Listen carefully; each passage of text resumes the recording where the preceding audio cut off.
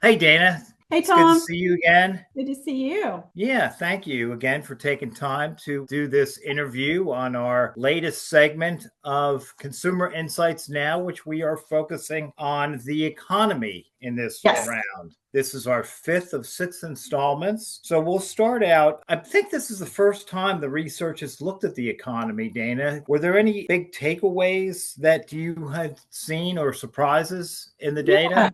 Yeah, you're right. It was the first time that we've really looked at this. We've had a couple bad years, of course, with inflation. It's taken its toll on consumers, as we all know. So I think that the biggest takeaway that even though this study was among consumers who plan to buy something, right, the back half of this year, even with those, half of them have put at least one furniture purchase on hold. So even though these are folks that are super engaged, in the categories and are ready to buy, half of them have put at least a purchase on hold. So that's a big deal, right? It is for sure. And I noticed that sofas and mattresses, which are the top items that people are looking to buy, also top the list of the items highlighted to be on hold. How do you interpret that? Yeah, I think that's just a factor of sofas are always the most popular item, right? So it's both going to be the most popular they're planning to buy and the one that they're going to put on hold because it is a little bit of a larger ticket price. Yeah, well, that makes sense. And the younger consumers and lower income brackets seem to be putting things on hold at a higher rate than those at the end of the spectrum. Yet there also are plenty of older consumers and higher earners that are putting things on hold. So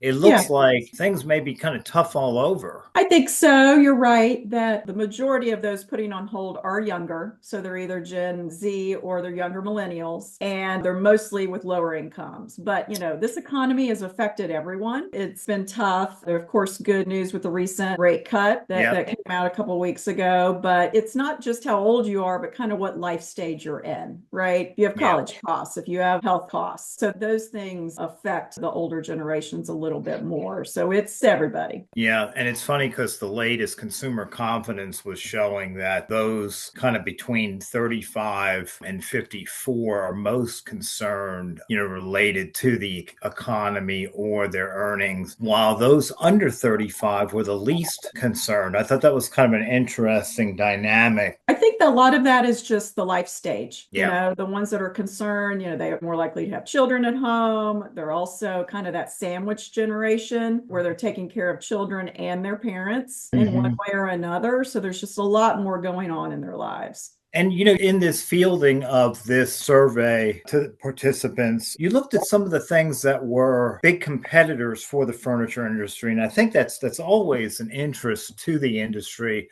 What were some of the ones that were I think vacations came in the US came Yeah. in pretty high. Yeah, it's all about experiences. And so, we've seen in purchase patterns just overall, right, an increase in experiences since COVID ended, Yeah. right? People were cooped up and then now they're ready to go out. So, yeah, furniture buyers, right, they're spending on vacations, they're going to concerts, sporting events. So, those are the Mhm. biggest competitors for the home furnishings industry. And I noticed weddings was kind of toward the bottom of the list, which Mhm. was somewhat of a surprise because maybe people are waiting a little bit longer to get married. I don't know. Yeah, I mean, of course, weddings are expensive. We know that, but I think there's some data out there that younger generations are delaying getting married. So they're just not as many getting married as is Yeah. they're delaying having children. So it's just not as big of a pie as far as where they're putting their money. Yeah, hopefully the weddings moves up the list because that tends to indicate formation of households, of course, and children as well. So, which will Right. ultimately boost some spending, people moving into new homes as a couple, for example. And just moving down the list here, quality is top of mind for consumers. Mhm. With sofas, bedrooms, bedding, for example, and price being a factor more with things like home entertainment, office furniture, and rugs.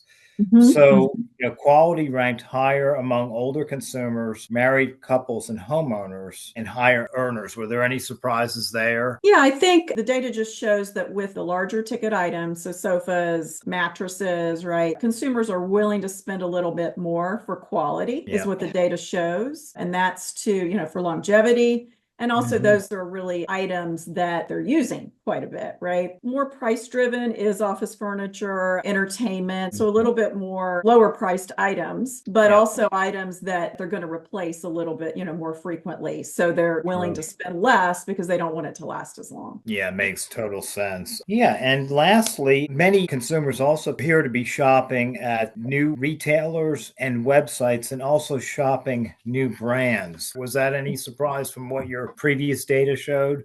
Yeah, well, we hadn't ever asked it this way before, but it makes sense if you think about it. The furniture shopper is just not very brand loyal, right? And there are only a few brands, furniture manufacturer names that consumers can even recall. So that's really why. So they're open to buying any brand that they like for various reasons. With the retailers, they are a little bit more retailer loyal, but again, they're willing to purchase anywhere. If the product is right, if the price is right, if everything that they're looking for comes together, there's a willingness to buy anywhere. Okay. Well, that's a great overview of the economy portion of Consumer Insights Now. Dana, thank you again for your excellent work on this. It's great talking to you, and we hope that this data proves useful to retailers and wholesalers, suppliers all over the industry. Thank you You're, again. you're most welcome. Thank you.